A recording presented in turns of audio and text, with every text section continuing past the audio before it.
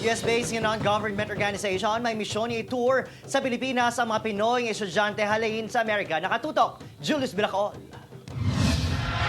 Hindi ni simple nga field trip sa mga estudyante halin sa Amerika. Sa Pilipinas ang ila destinasyon. Nga inisyatibo sang non-government organization nga nagabase sa Boston, Massachusetts. Upod sang Philippine Living Heritage Initiative ang pinili nga Filipino-American high school students para sa isa ka leadership program. Kabahin sang tour ang misyon para ipakita ang kultura kag pagginawi sa mga Pinoy. It is life-changing because there are so many Filipino-Americans in the diaspora who have a deep desire to really understand their roots, to know who they are. Ginkatuan ang nagkalain-lain nga mga lugar, halin sa Luzon, Visayas, tubtob sa Mindanao. Nag-enjoy sa mga Pinoy dish kag namasyar sa mga bantog nga tourist destination pareho sang Intramuros, partikular ang San Agustin Church, Port Santiago kag iban pa. Just being here in the country, talking to other Filipinos, tasting the foods, smelling the smells, just being here and really just trying to understand what it's like to live here in the Philippines. By letting them see the beauty of our country,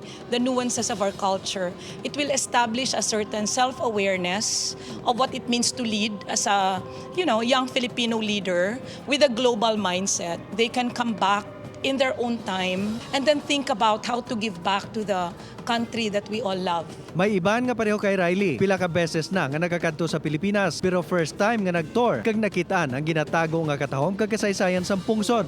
And just learning more about our roots of stuff we might not have known if our parents didn't tell us or we might not learn in American classes because they're not always in detail.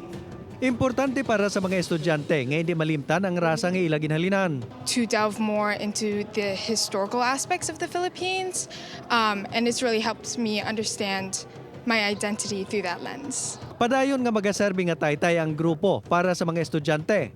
Para sa masunod nila nga pagbisita, hindi na sila mangin estranghero sa ila kaugalingon nga pungsod. Julius Bilacol para sa GMA Regional TV, Early Edition.